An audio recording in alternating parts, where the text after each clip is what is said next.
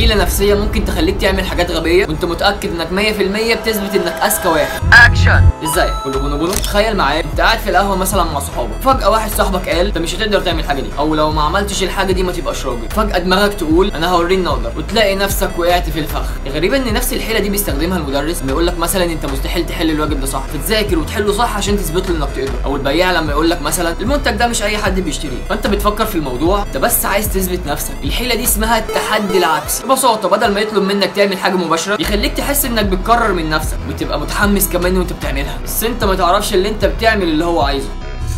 علم النفس بيقول لو دماغك اتحطت في موقف تحدي قدام الناس بيشتغل جزء في عقلك كده اسمه وضع الاثبات، وده بيخلي المشاعر تتغلب على المنطق، وساعتها اي حد بعد كده يقدر يوجهها. المره الجايه لما حد يرمي عليك كلمه زي دي ابتسم كده وخد نفس عميق وفكر هو ليه بيقول كده دلوقتي، ولو حسيت بفخ تجاهله وخلي القرار فعلا يطلع من دماغك. في دماغستان اللي بيعرف اللعبه ما بيقعش فيها. قول لي بقى في الكومنتات حصل معاك موقف زي ده ولا لا؟ اتصرفت فيه ازاي؟ وخلي بالك احيانا اثبات نفسك بيبقى اسرع طريق انك تخسرها. وبس كده.